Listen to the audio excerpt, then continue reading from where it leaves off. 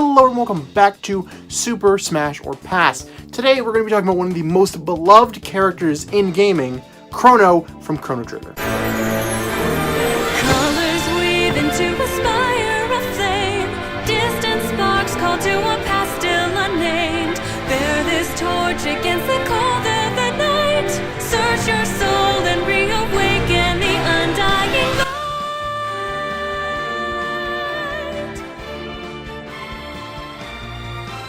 First, we have a couple things to address. I kind of ghosted y'all last week, and I did not mean to do that. Last week, of course, was Thanksgiving here in the United States, so there was no video.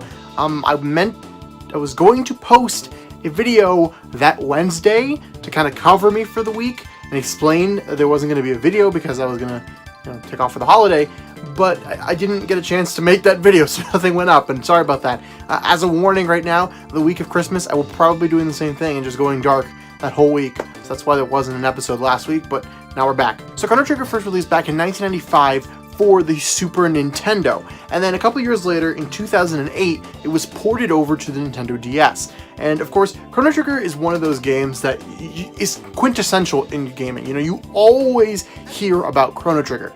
It's gone to like the cult hit of like Earthbound, in my opinion. It's one of those games that if you hear someone talk about games, maybe not my age, but like people a little bit older than me, everyone talks about Earthbound and Chrono Trigger. It's just one of those games that are inescapable and by many people is hailed as one of the best games out there in existence. Now, as far as moveset, Chrono would be a little bit more samey, I guess, as some other characters, because of course Chrono is a sword user. However, Chrono uses a katana, which to my knowledge is not used by any other character in the Smash roster right now. I mean, the Buster Sword and stuff like that wouldn't be really used like a katana, so you could probably get a bunch of different style of combat just based on that. You know, someone who fights with a broadsword is going to fight very differently to someone with a katana, so I think that style of fighting will be different enough to not have a problem. You know, there's obviously characters like Tokomaru or Samurai Goro who fit in the assist trophy category that uses katanas, but I don't think that'd be a problem. Crono also has abilities in his game called techs,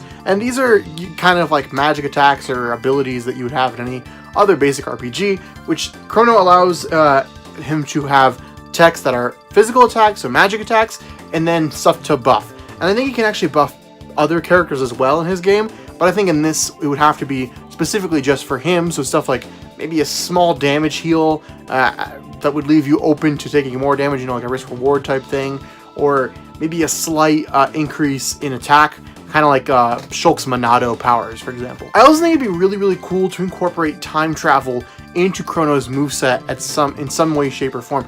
Even if it's just something like as a counter that uses a time travel type thing, because yeah, both Shulk and Bayonetta already kind of do that kind of a thing, but it's a big part of Chrono Trigger, and even though I don't think Chrono himself can time travel, he uses the machine for it, I think it's something that would be very interesting to incorporate into his moveset. And for his final smash, I think Chrono should use Luminaire, which from what I understand is his most powerful move, and it's like this heavenly ray of light that damages all the enemies on the field. So I think that would work really well for a smash, for final smash. I think it'd be kind of similar to Samus's, but maybe more, I don't know, maybe not so like beam, but more like a widespread thing that kind of inflicts damage, and the closer you are to the center, the more damage it'll do to you. I know that makes it kind of OP because like how do you escape that? But I'm sure they could figure some way to make it a little bit more balanced. Is Chrono relevant? Absolutely not. There is no way that Chrono Trigger in 2018 is relevant. I mean, the most recent release of the game was 10 years ago.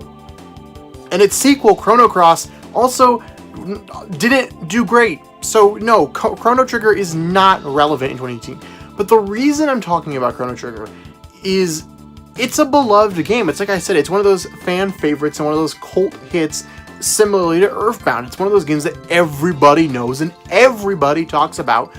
As far as when you get into the more dedicated video game fan base, right? Your average consumer probably won't know what Chrono Trigger is, but anyone who's been a video game fan for a while is going to be aware of this game, at least in name.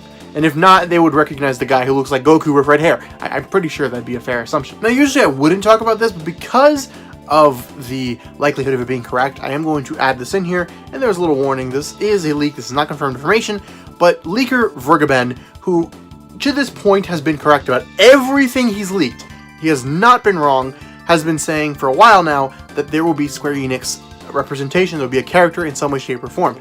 Now, obviously that did not happen in the base game, as long as he said Minecraft content would also be appearing. Neither of those two things happened in the base game as of right now. But with the announcement of DLC, I find it more likely that those two things could happen as DLC. And Vergaben, I think, even kind of was shifting to Square Enix being DLC back then, but either way, just the fact that he's been correct so many times leads me to believe that he'll be correct again. And when you look at the Square characters we have possible, I think Crono actually does a really good job in that ranking. Because there are some pretty good options, right? You have Geno, of course, but Geno has been seen as a spirit. And at this point in time, I do believe that being a spirit deconfirms you from being a full-fledged fighter. And I'll make another video about this as soon as Smash Bros. Releases, because if you are following leaked information, you know why I am sticking to that more now than ever. But I just want to make 100% sure that it's a confirmed thing, so I'm waiting for the game to release. So, not next Thursday, but the Thursday after Smash Bros. Releases, we'll do a video about that, talking about that. But until then, I do think Spirits deconfirm characters from being DLC. On top of that, you look at a character like Sora. Sora is a great character to add into Super Smash Bros. Right now, he's even a ticket holder in my system. But the reason I don't think I think Crono has more of a chance than Sora is because Sora just has more red tape around him, to be honest. Sora is you have to get Disney on board, you have to do a bunch of other stuff, and there's much more negotiating that needs to happen there. And previously, I had thought that negotiating with Square would be fairly easy. We have learned that that is not the case. Negotiating with Square is still very, very difficult for Nintendo. In fact, Cloud was the last character added into Super Smash Bros. Because of the negotiations with Square Enix taking so long. So with that information, I think it makes it far less likely that Sora, a character that would not only need negotiating from Square Enix, but also from Disney, would be implemented into this game. So then you move over to Dragon Quest.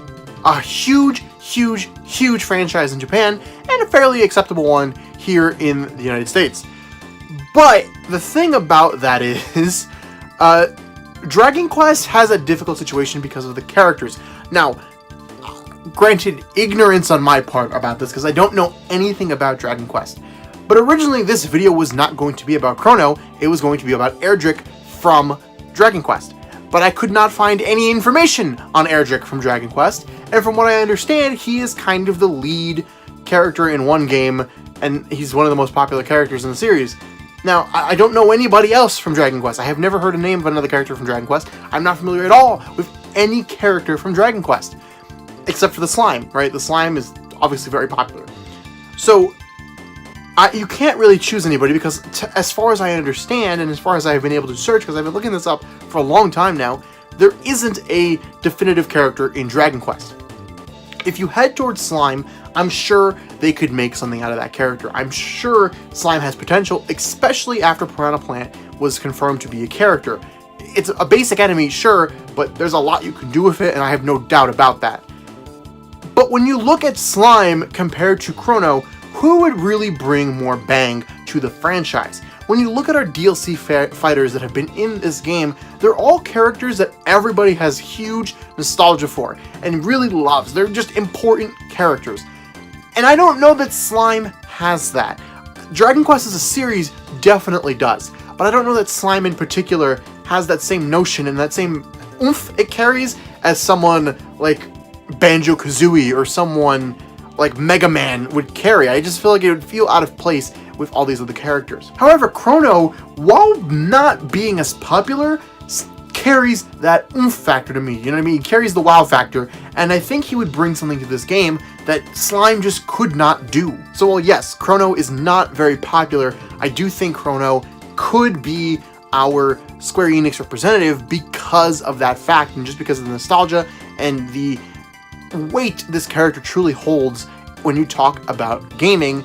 And it does seem more like a Sakurai choice, but we don't know what Square and Nintendo have behind closed doors. For all we know, a Chrono Trigger sequel or remake could be coming to the Nintendo Switch. We have no idea. So it's possible that there is a reason for this character to happen. Now, that's purely speculation on my part, and I don't even know if that's a real thing, but even without it, I still think this character could bring some impact into the franchise, much more than just about anybody aside from Sora could. And like I said, the reason Sora has been, you know, kind of put down a little bit underneath Chrono is simply because of all the red tape around that character. So with that, obviously my verdict for Chrono is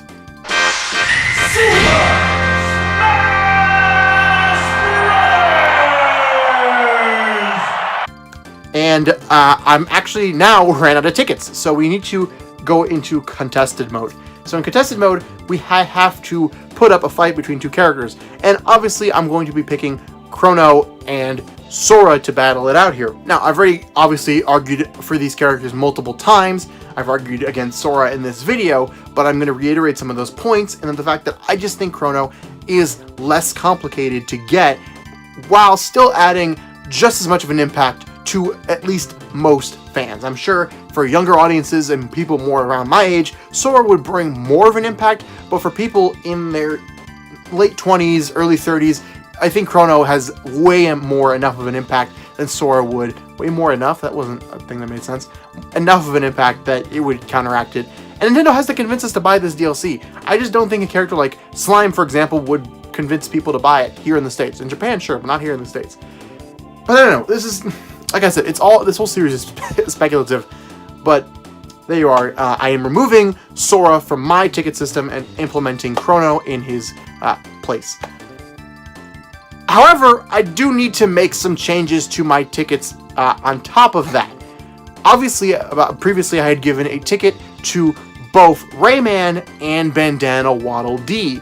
Well, since we've last talked about spirits, both of those characters have appeared as spirits now. We've seen both of them in official Nintendo trailers and video.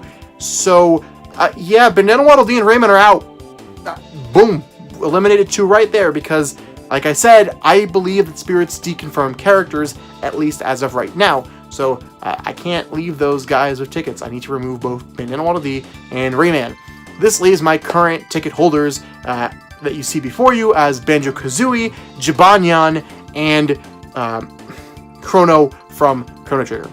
But guys, it's just my opinion. What do you think? Do you want to give Chrono a ticket? What's your verdict on this character? Does he hold a ticket on the fan verdict? And while we say that, we should show the current fan characters right here appearing before you, and you can see them obviously instead of seeing me. So there you are. I can't see them, which is why I'm not reading them off, but they're there. And last week, you guys voted very, very overwhelmingly to not give Septile a ticket. So Septile will not be added into the fan ticket. Voting, of course, is open on Twitter, Instagram, and here on YouTube for Chrono. So vote away. Share this video with friends if you want to get Chrono into your fan ticket. And vote. It's important. Remember to like, comment, favorite, subscribe, do all that fun stuff down below. And share this video with friends. Share the videos. It helps. It's good. It's a good thing to do. If you share the video, you're like a super person. That's right. That's what we're going to call it. A super person. You're like the good Samaritan of YouTube if you share the videos. Is this desperate? Is this desperate enough? I don't know if it's desperate enough. We'll see you guys next time. Bye.